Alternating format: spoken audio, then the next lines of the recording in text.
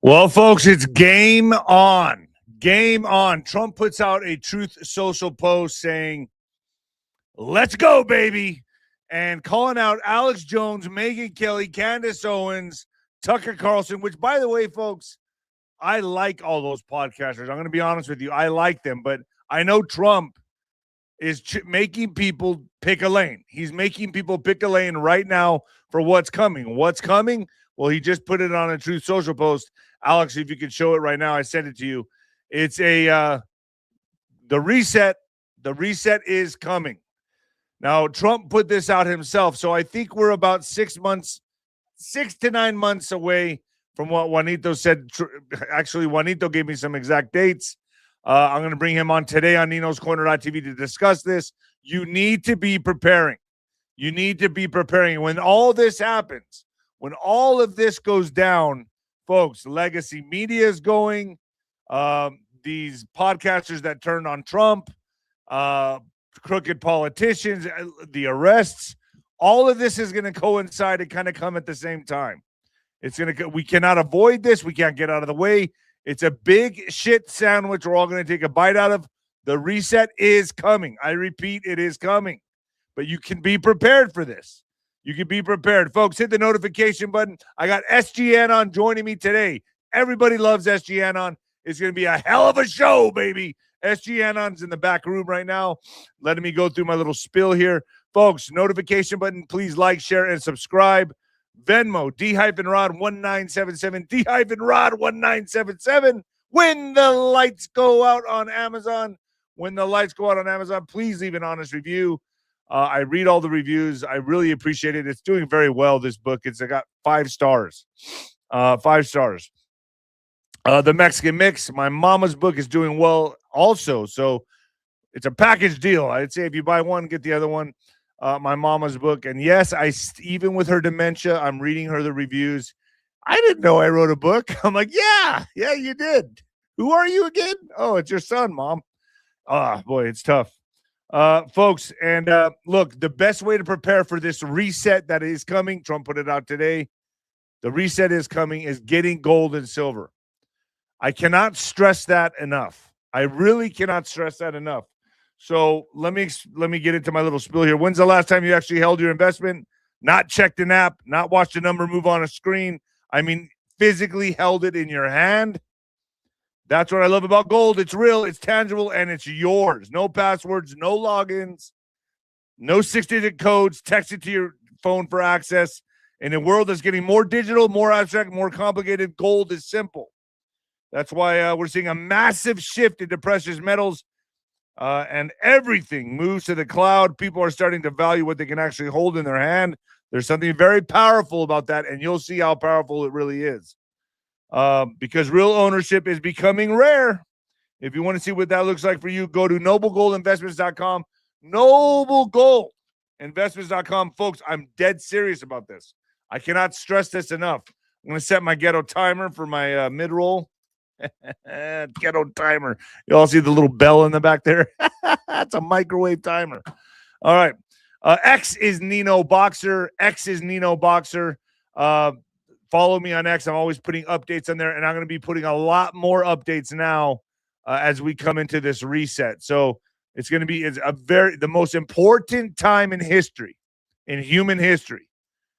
Will the lights go out for 10 days? Well, it depends who pulls the plug first. And I got a feeling it's going to be us. So it's going to be who owns the day. It's going to be who owns the day. EBS, Emergency Broadcast System. SG Anon's going to talk more about that. And is Trump wanting to pull out of NATO because could we see Israel target Turkey? Could they strike Turkey and bring them into the war? Big possibility. SG Anon's going to talk all about that. Folks, the Live Forever sale is still on Nino's Corner.tv. I'm going to leave it up a little bit longer. People seem to really like it. A lot of people are joining with the Live Forever sale. All you got to do, pay once. You're a lifetime member on Nino's Corner.tv. Hell of a deal, if you ask me. Also, the Ringside with Nino is Wednesday the 15th, 5 p.m. Wednesday the 15th, 5 p.m. We're all going to network, war game, talk about the reset. It's a big community. You all are making a lot of contacts there on Ringside with Nino. I go on for about an hour, and then everyone chops it up for the rest of the night. I leave it running all night long, so the whole community can war game together and talk and figure things out together. So this is all coming. So Nino's Corner .shop is down there below. Get yourself a hoodie right here, baby. Yeah, I'm wearing it. It's a little cold. It's a little cold today. Nino's Corner hoodie, baby. The hoodie. I'm wearing it right now. They're very comfortable, by the way. They're very, very comfortable. And they're very sexy. I must say they're very sexy. Sexy. Woo. Yeah. All right. Nino's Corner.tv. SG Anon is going to be up today. Owen Benjamin is up there right now. That was a hell of a very awesome podcast with Owen Benjamin. And that guy knows a lot. He's been in the Hollywood circles. He's seen a lot of stuff. He's kind of left the reservation, went on his own on a farm, self-sustained, preps. I mean, the guy was a hell of a podcast on Nino's Corner.tv. Also, Jerome Corsi's coming on. Juan O'Saban's coming on today. We're going to be talking about the reset, how to prepare. He told me exact dates. I'm going to try to pull that out of him.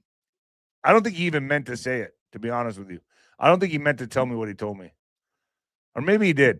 I don't know, but I'm not going to slip up and say anything. So we're going to talk about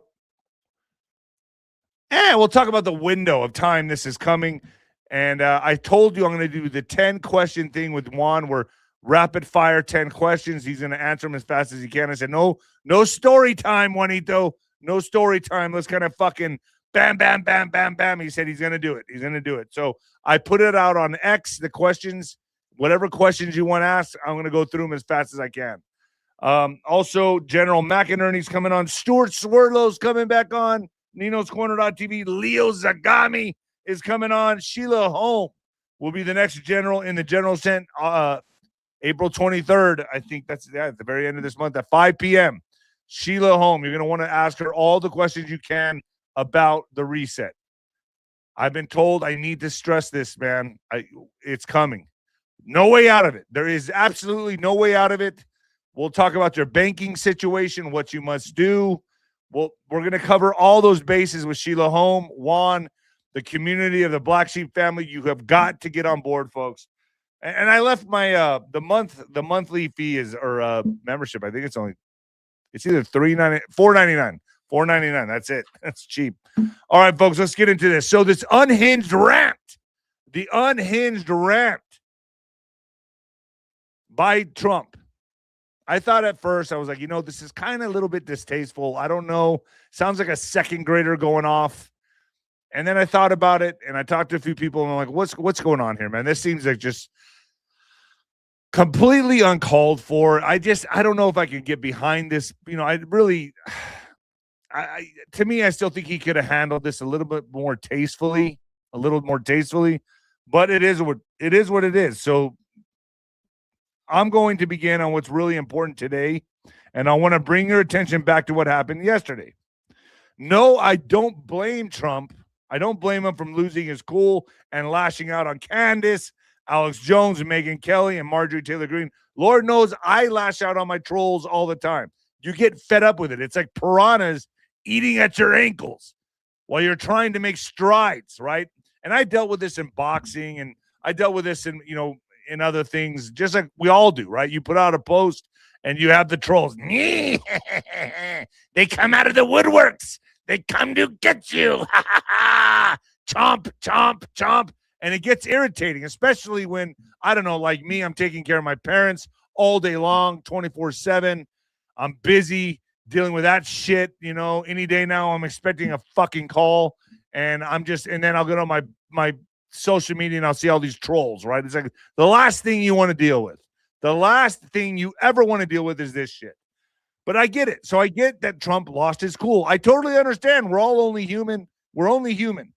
And Trump, as strong as that man is, I'm sure he gets fed up with listening to Candace, Alex, and all of them take bites out of him. 25th Amendment. I get it. But I still think he should have, what do they say? A gladiator must never get off his chariot to throw tomatoes back at the crowd of peasants. Why go down to their level? That's kind of how I see this. I just don't think he should have done this. And like I said, Alex Jones, I give him a lot of credit for waking me up in my life. I like Candace Owens. I think she's over the target with Erica Kirk. But what's going to discredit Candace is if you get in this lane, if you get into the Trump bashing lane, people will just stop listening to you, man. People are backing the president. I back the president. We're in it now. It's too late. It's like getting in a street fight. The only way I can comprehend this.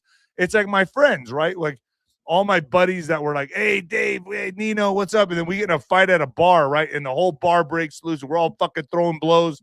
And then my peripheral vision, everything there, when I'm, I can see my friends that are running like girls or like hiding or going under the tables. We used to see that shit. And I'd be like, I know what you didn't do it, and you didn't do it, and you didn't do it. We're in the street fight right now. Here we are. It's going, tables are flying, chairs are thrown everywhere. The bar's breaking out, everyone's throwing, and Trump's in the middle, bop.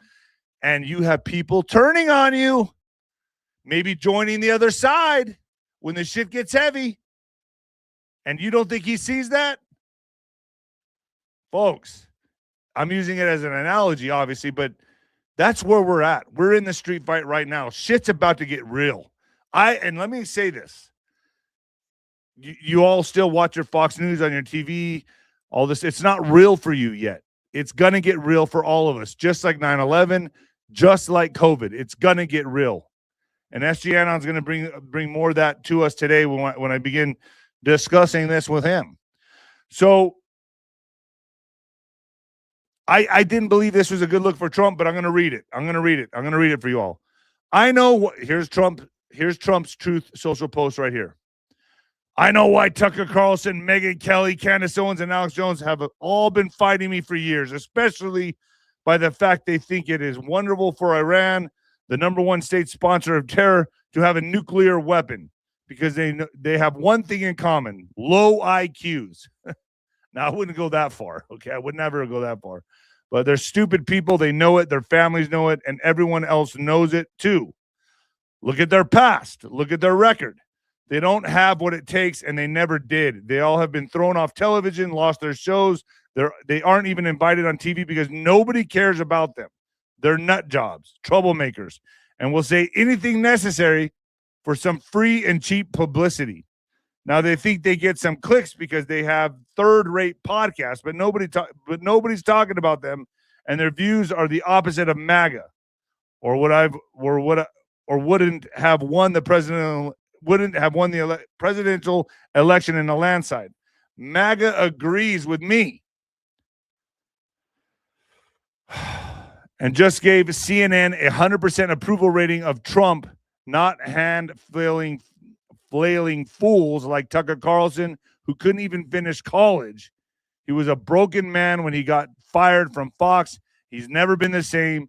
Perhaps he should go see a psychiatrist. Or Megyn Kelly, who nastily asked me the now famous only Rosie O'Donnell question, or crazy Candace Owens, who accuses the highly respected First Lady of France of being a man, when she is not, and will hopefully win lots of money in the ongoing lawsuit. Actually, to me, the First Lady of France is far more beautiful than Candace. In fact, it's not even close. Oh, man. Or bankrupt Alex Jones, who says some of the dumbest things and lost his entire fortune, as he should have, for his horrendous attack on the families of the Sandy Hook shooting victims, ridiculously claiming it was a hoax.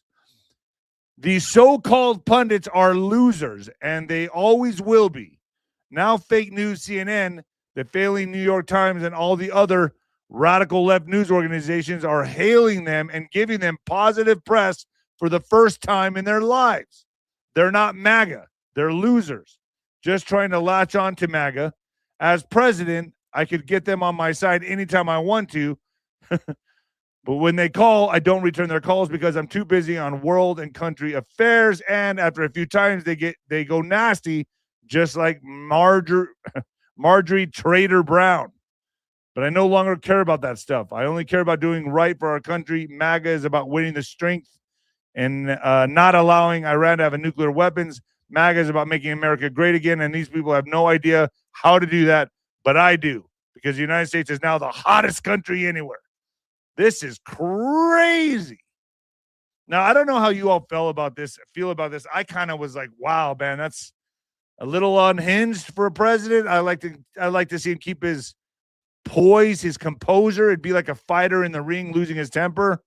I wish he didn't do this, but then again, I've talked to a few people and they said, look, they got to pick their lane. He's letting the public know who they are, and they got to pick their lane. People have got to pick their lane. And MAGA is fractured. Now, you want to say these people are compromised? I don't know. I have no proof into that. I have no validation in that. Like I said, I tend to I listen to some of these podcasters. I love listening to Candace on her take on Erica Kirk, Alex Jones. I love Alex Jones. Tucker Carlson. I just can't believe the fracture in MAGA. Now, I don't know if they're compromised, if they're taking money, or they just have their own points of view that don't match up with the president. And everyone is allowed a voice in America. You're allowed to express your opinions.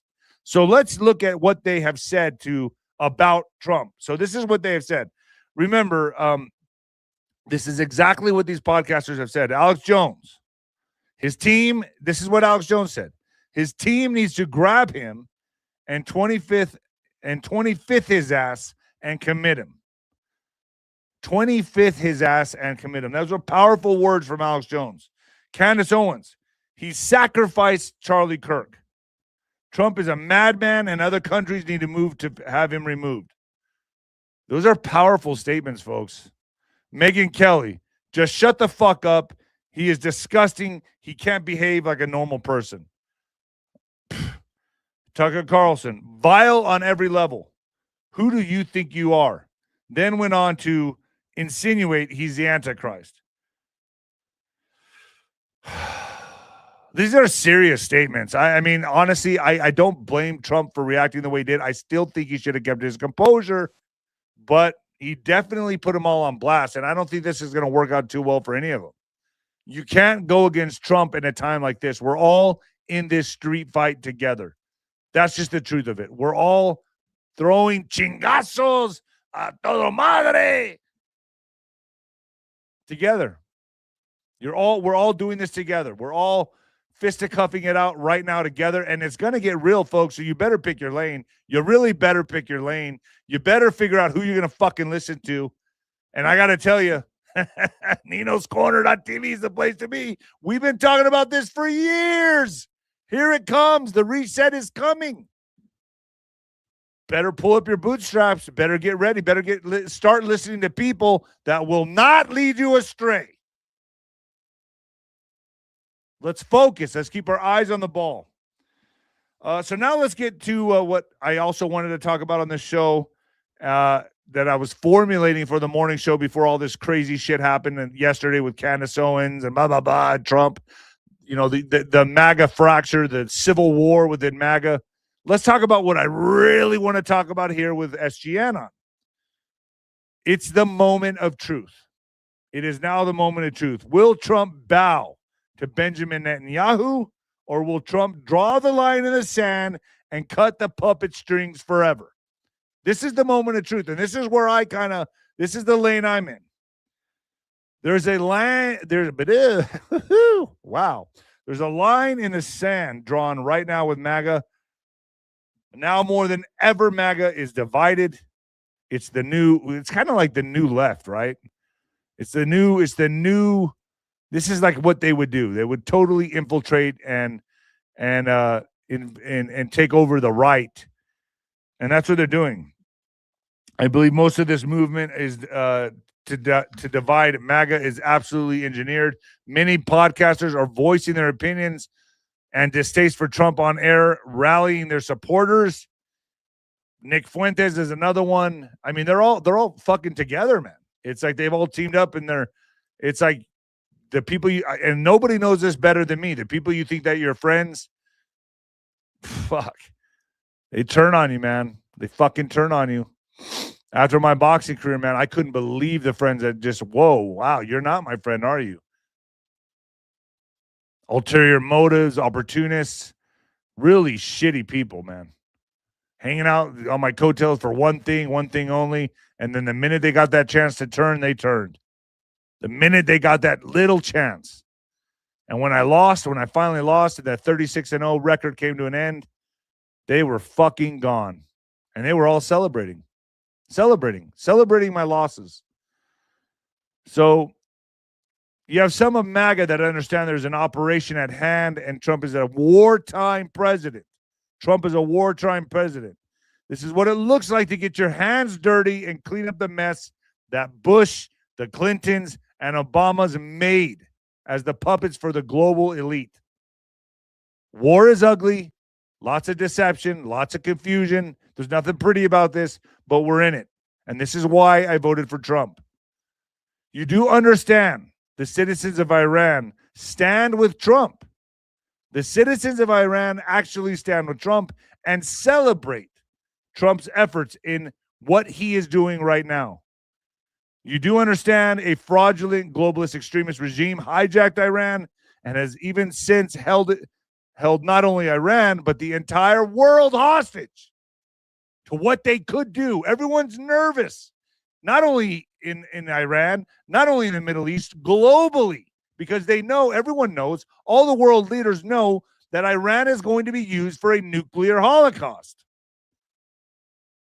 Trump is eliminating this threat in real time right now. But, and this is a big but, and I'm going to get SG Anon's view on this as well. Here's where I draw the line. What is Trump going to do with Benjamin Netanyahu of Israel? You know, Benjamin Netanyahu said something that rang very true to me, as ugly as it sounded. He said something along the lines of, I posted it up on Telegram, but unfortunately, Jesus Christ does not, I think the way he said it was, have an advantage of Genghis Khan. Evil will always persist, and it'll always win if you don't stop it. And sometimes you got to play by their rules. Now, I completely butchered it. That's not like what he said. I forgot already because, hey, yo, punches to the head, Apollo. But something along those lines.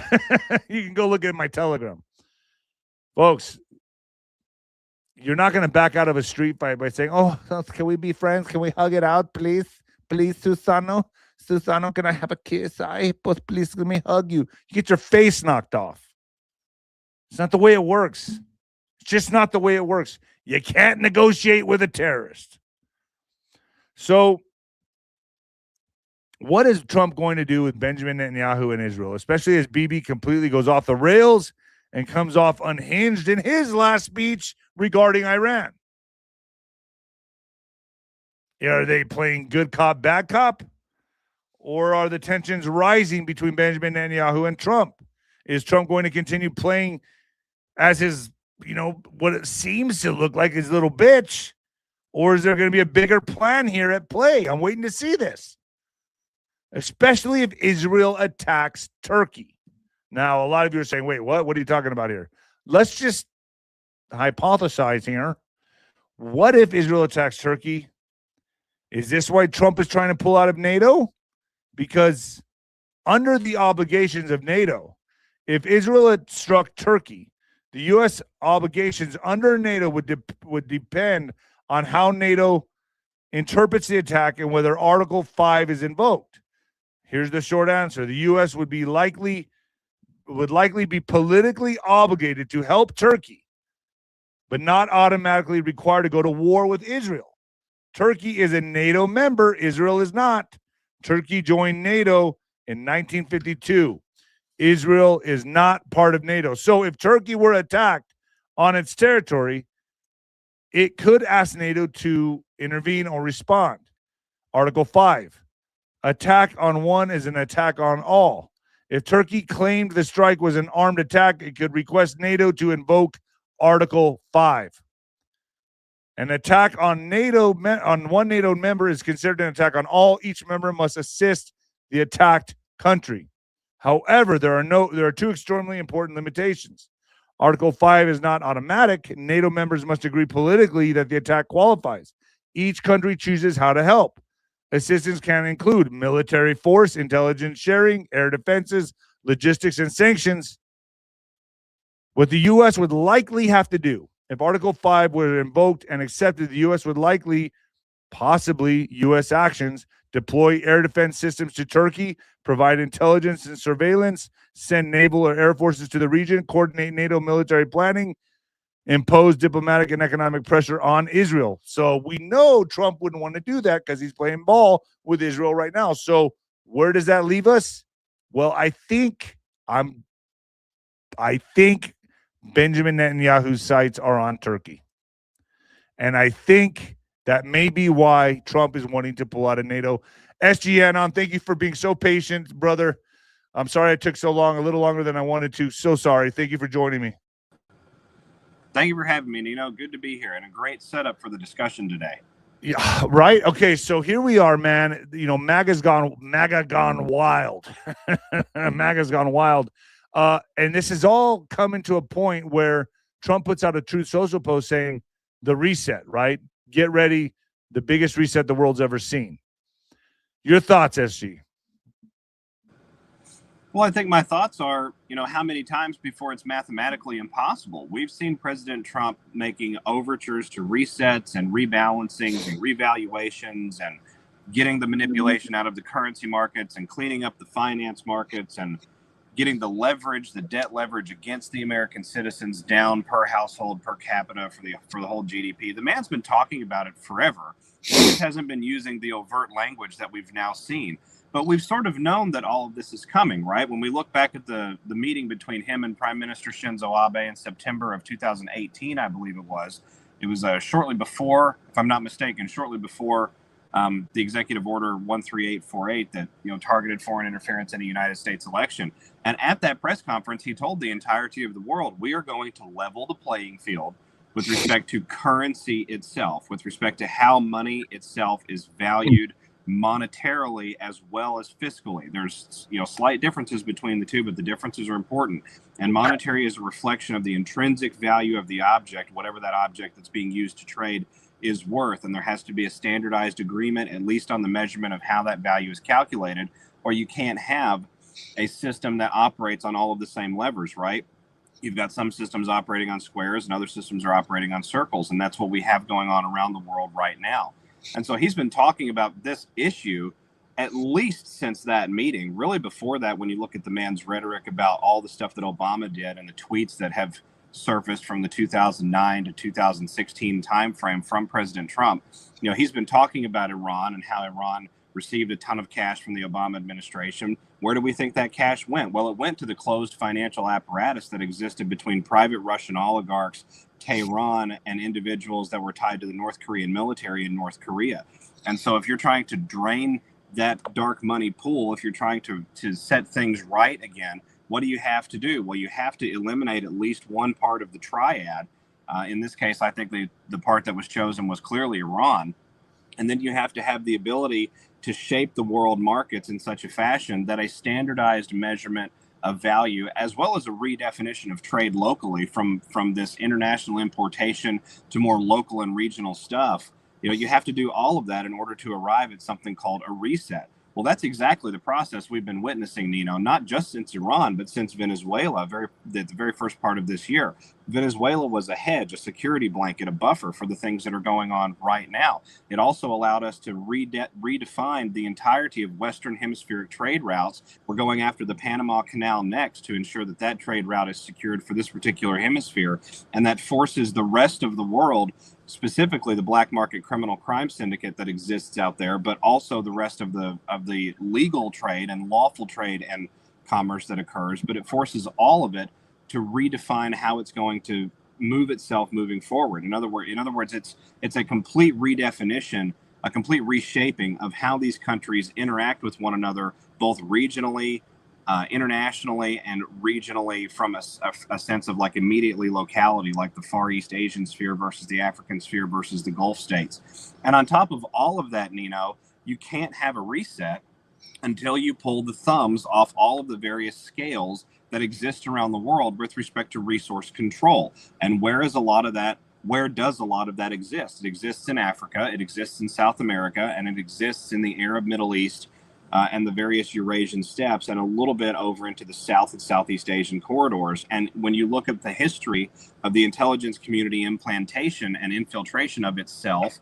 over the last 75 years, every single one of those areas was a hotbed for that focalized effort, for those nodes of control that were beyond U.S. jurisdiction, but functioned within the constructs of the previous international law.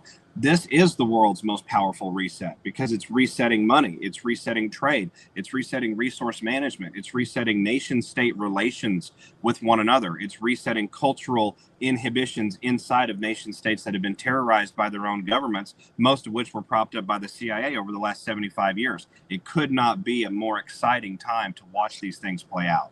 So I was given, a window of time of when a lot of these operations must be completed, and I'm sure you know that as well. I know we'll talk about that more on Nino's Corner.tv after this program, folks. We're going to go to .tv and talk about the reset specifically, and talk about the EBS and how to prepare and go into that. You want to do that, right, SG?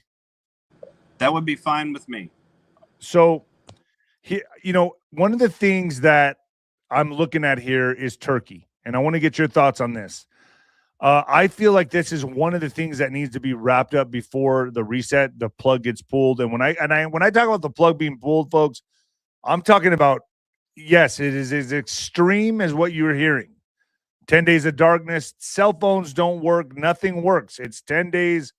For a lot of people, this is going to be living hell if they're not preparing. You're hearing the same thing, correct, SG? I am, and the window of time that I've been told, I'll just get it out for your audience out there, is anywhere over the next 6 to 9, a maximum of 6 to 12 months when we look at this That's process exactly what I was told. out. It's exactly what I was told. And when you look at what has to happen, it makes a lot of sense that we would be in those in-game sort of Revelation style, points in the story. Yeah, SG, hold on. Are we talking to like you? You're dialed in, aren't you, brother? I mean, that's exactly the two numbers: 6 and 9, 6-9 months. Wow. Well, and again, when we look at the pace of events, we can sort of gauge the immediate future to a degree, not prognostication with any sort of like clairvoyance, but just an educated hypothesis about what is to come and the pace of it coming by looking at the pace of things over the last, say, 12 months and trying to find points of acceleration. How many points did we accelerate? How far did we come? What are the things that transpired?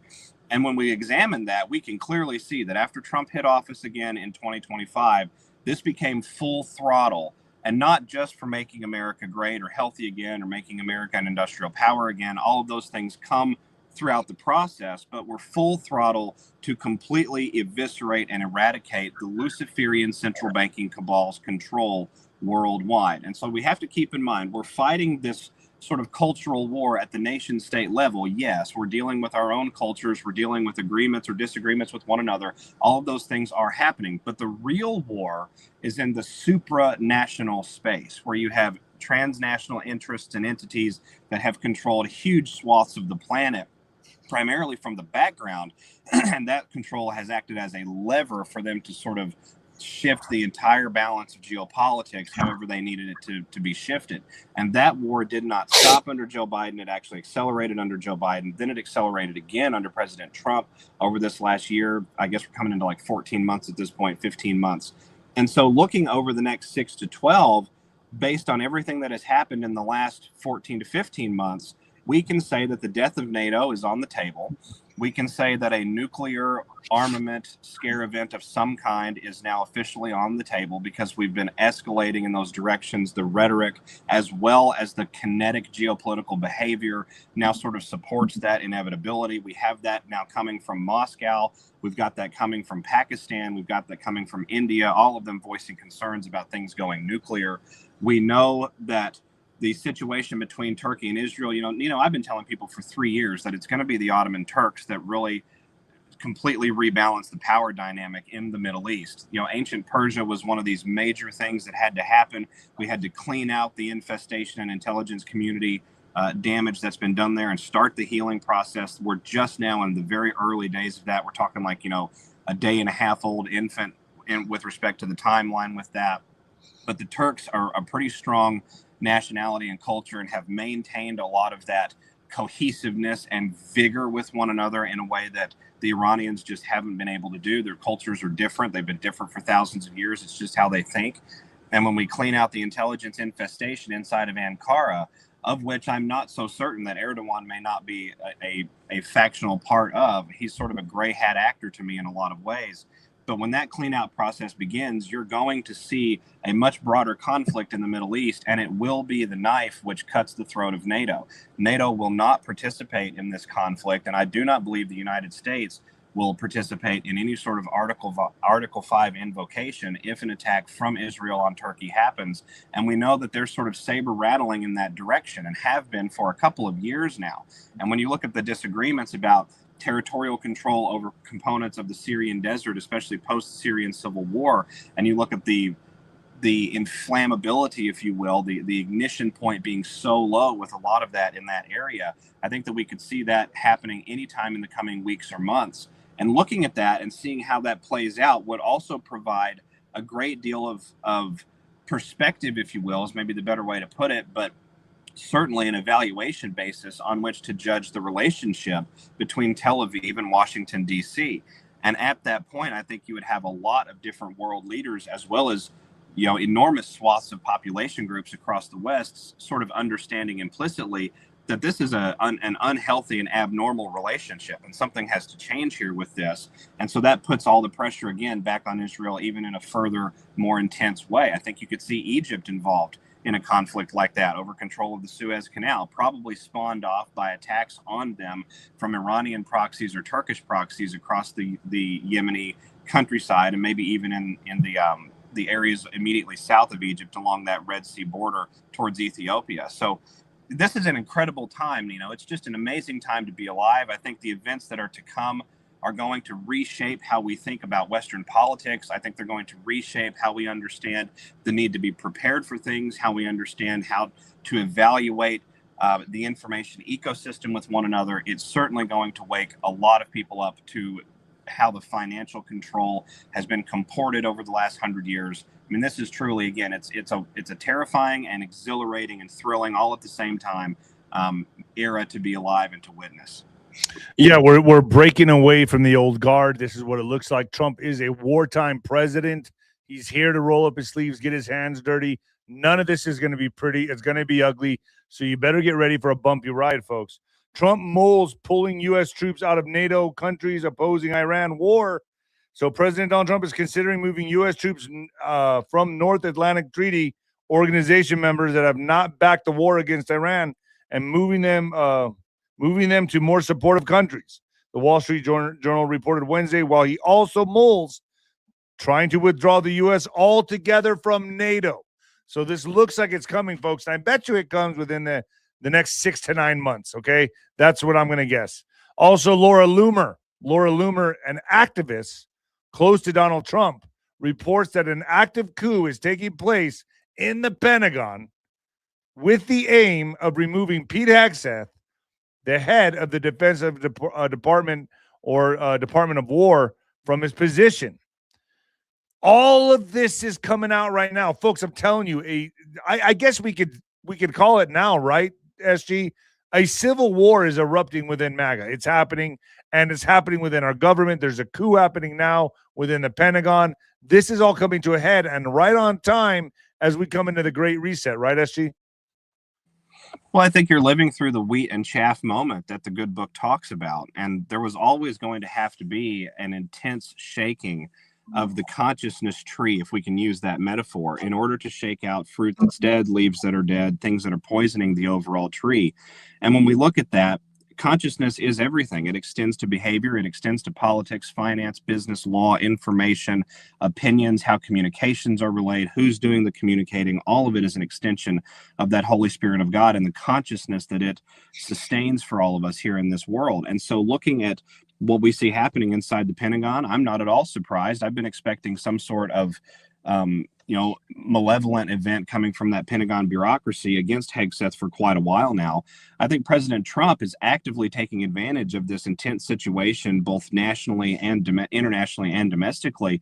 And I think President Trump is actually waging multiple psyops. I think some of these psyops are designed on purpose to inflame different segments of the population, because how does one unify groups that can't find any common ground peacefully? You have to give them a common enemy.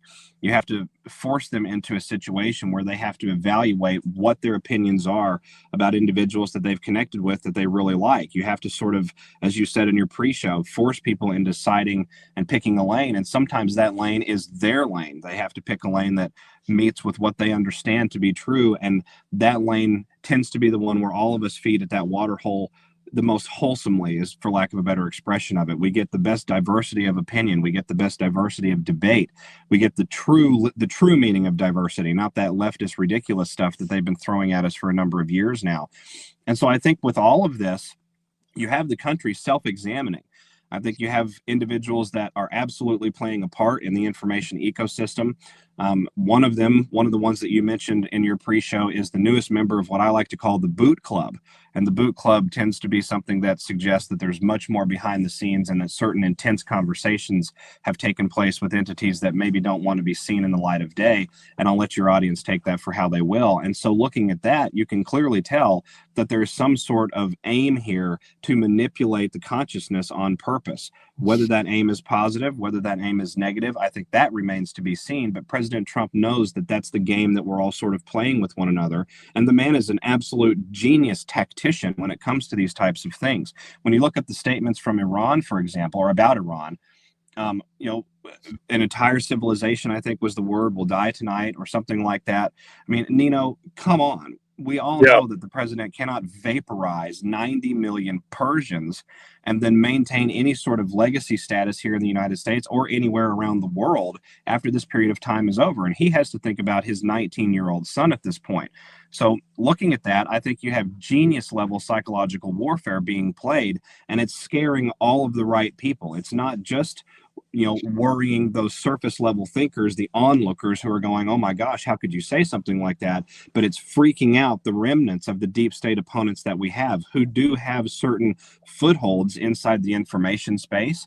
They have certain footholds inside the financial space and resource control space. Although interestingly enough, a lot of those physical world footholds have been blown to smithereens just since the Iranian war started a couple of weeks, well, I guess it's been 4 or 5 weeks ago now. So looking at all of this, we're living through a period of time that the entirety of America is sort of splitting at the seams, hungering for some sort of absolution, some sort of, basis from which to draw from, standardized basis, some sort of stability zone, for lack of a better comparison of it.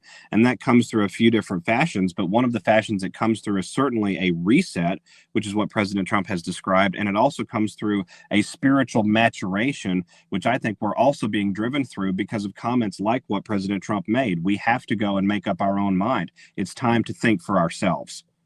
SG, stay with me. I'm going to read a mid-roll real quick, folks, and I want to talk about Melania Trump, and basically saying, hey, let's listen to the testimonies from the victims. So we're going to get into that next, folks. But first, get your chapter. Alex, if you can run the number up there real quick. Just some real talk for a second, folks. You know me. I love this country. I love God, and I love my family. And when it comes to my family, I don't play around. I've watched people close to me go through the Medicare process, and I'll be honest, it's confusing, it's overwhelming, and it's horrific. And there are a whole lot of brokers out there more interested in their commission than in finding a plan that works for you.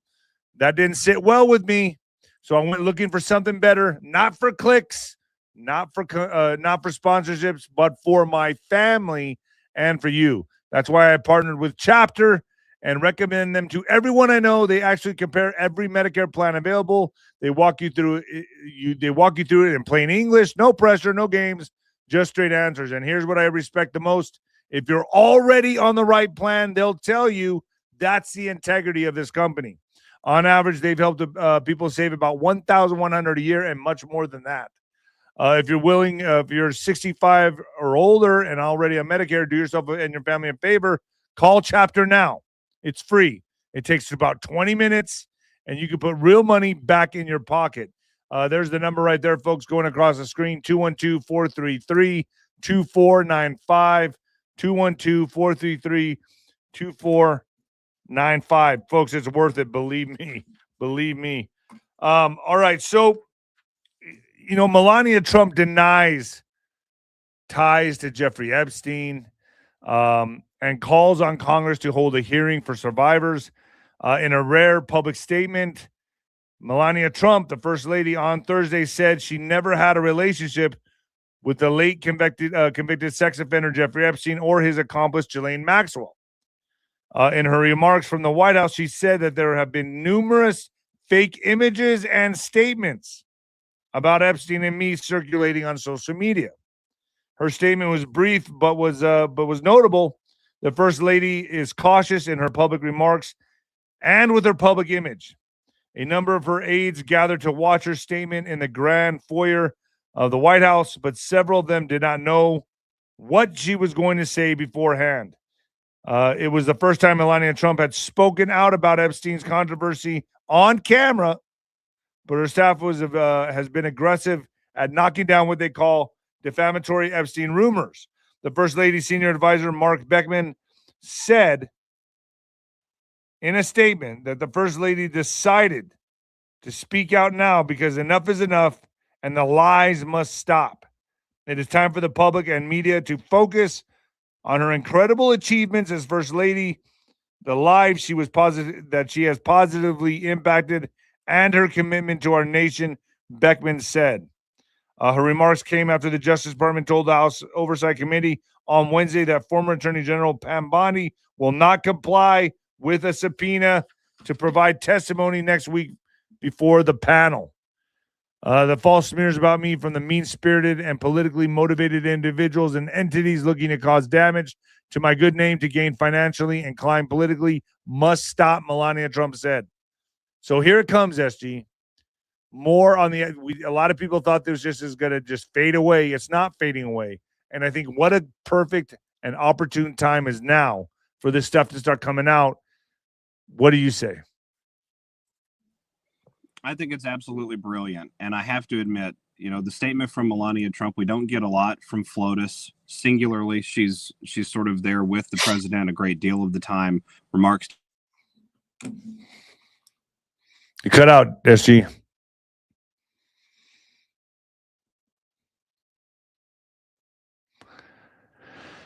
SG, you cut out.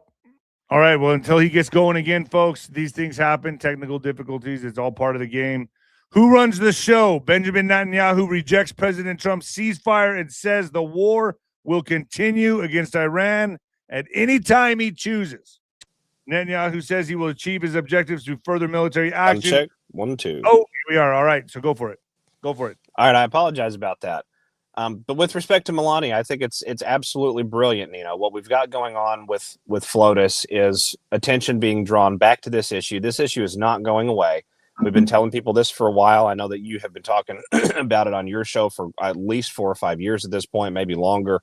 The Epstein example, and it is an example, is how the corruption has managed to maintain the shadow state control that it has, and how it has gotten infested at every power level. That's the thing that I think a lot of people don't realize about what Epstein teaches us. This entire web was able to entrench itself at all power levels because of the types of activities that it facilitated and the types of parties that it had to bring together at the very top of the pyramid and at the very bottom of the pyramid in order to make this system of control and basically human slavery work.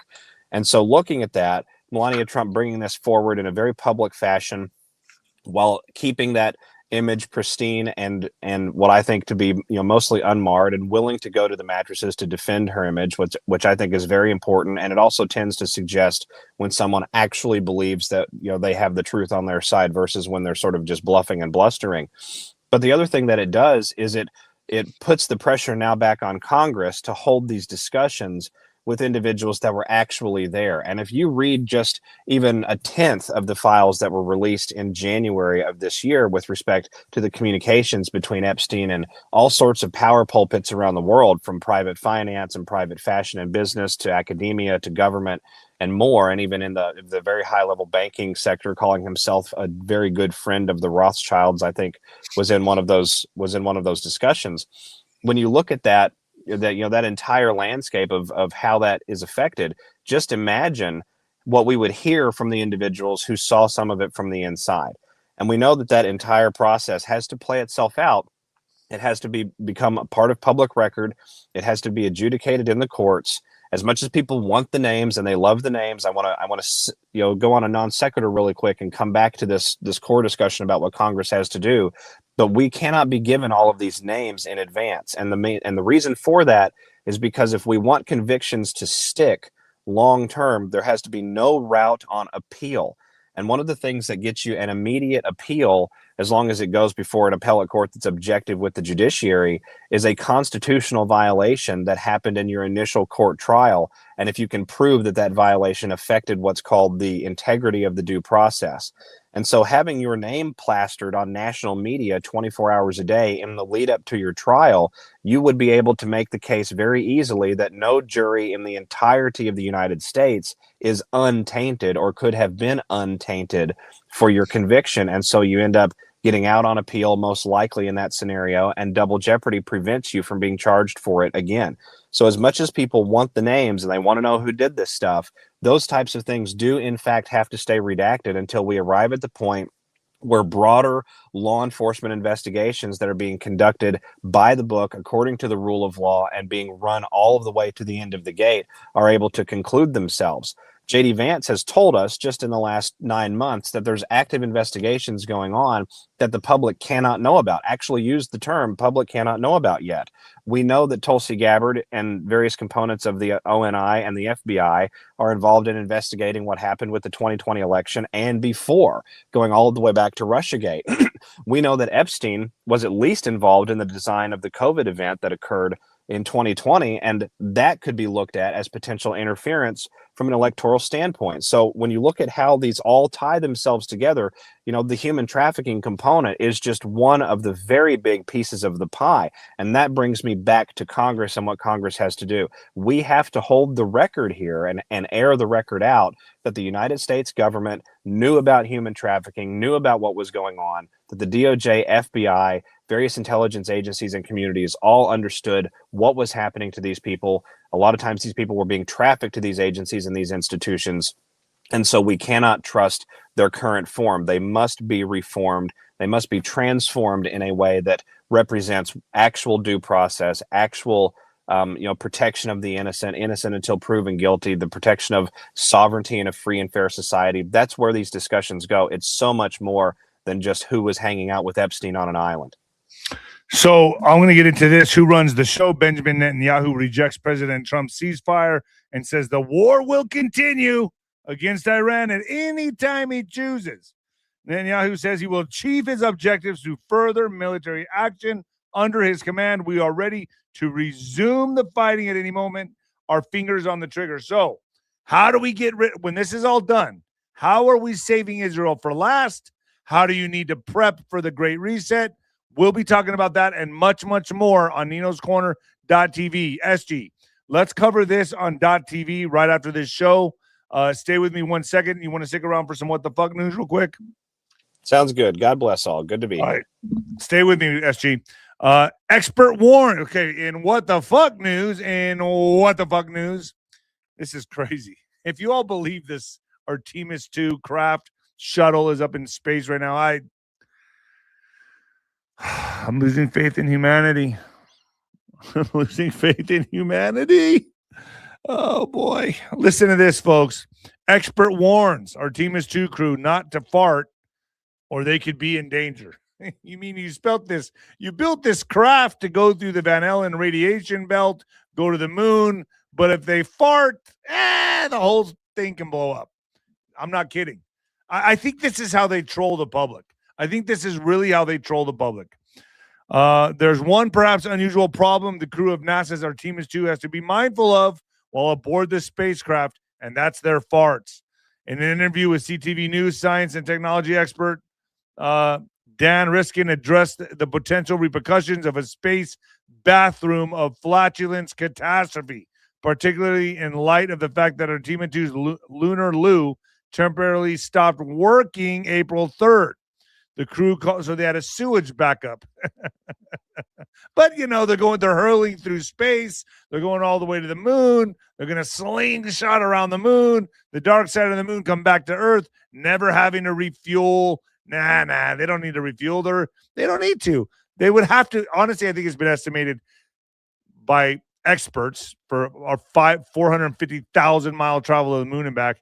You'd have to refuel like something where between 15 and 20 times. But they don't need to. And they're going to avoid every space rock and meteor along the way, not knowing what's out there, uncharted. Folks, we don't even explore the bottom of the ocean. And you expect me to believe these people are slingshotting around the moon? Give me a break. In an interview on CTV News, science and technology expert Dan Riskin addressed the potential repercussions of a space bathroom of flatulence catastrophe, particularly in the light that our team it's Lunar Lou, temporarily stopped working April 3rd. The crew called into mission control and was forced to remove the urine hose from the toilet's cradle in order to reactivate it, which fortunately did the trick. God, sounds like a Southwestern flight, a Southwest Airlines flight. Astronaut Christina Koch celebrated the feat, laughing about being a space plumber. I don't doubt maybe they're in lower orbit. I don't know where they think they are. I don't know. I don't even doubt it. Everyone on mission control believes this shit. They're probably watching screens. They all think it's real. I don't know how big this hoax goes, but I just. Anyway, she says, I'm proud to call myself the space plumber, she joked. I like to say that it is probably the most important piece of equipment on board. Riskin explained the space bathroom process to CTV News. Solid organic waste is stored and returned to Earth, while liquid waste is released into space. Hey, you're polluting space. Although our Team of Two's Lunar Lou is now up and running, he cautioned that the issue of farts remains, especially in a spacecraft that's approximately the size of 2 minivans. God, this thing is the size of 2 minivans. The gases that come out when you pass gas are flammable. He said it's hard to make them go away. But I thought you're in a vacuum. I thought space is a vacuum. I guess there's oxygen inside the spacecraft, but how does the propulsion work? Folks, all I know is I have a lot of questions. That's it. I just have a lot of questions regarding this. And this is why this is today's What the Fuck News. All right, folks, let's take some super chats real quick. Any super chats, Alex? Kelly Paneski, you're always there for me. Thank you so much. Super sticker, thank you. Jerry C. Big Shot Blues, definition of crazy. When you try to explain everything is fake with central casting players in the hope you wake up.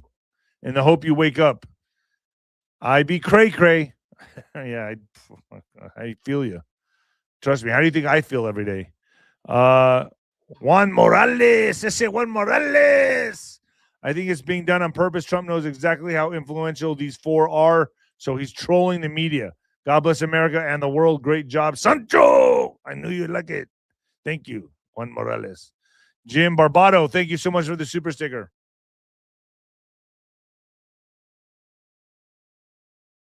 Kelly Panetsky, thank you again. Thank you, sweetheart. Juan Morales is back. What makes a good movie? Good actors. AJ, Tucker Carlson, Candace Owens, and Megyn Kelly are his biggest supporters. It's fake that they turn on him, just like the moon landing. Make America great again. Yeah, maybe. I'm open to that. I know Tucker's very close with Trump. But Candace, I don't know. I think hers can be legit. I don't know. Your guess is as good as mine, folks. Next one. Jim Barbado, 1487. Thank you. Super sticker. And that is all. SG, I will see you on the back channel. Let's talk about the Great Reset. Let's talk about Benjamin Netanyahu saving Israel for last. How is Trump going to achieve this? Let's war game this. All right, SG, stay with me just one moment. All right, folks, I'm out of here. And the new heavyweight champion of podcasting and the black sheep of broadcasting. Later, folks.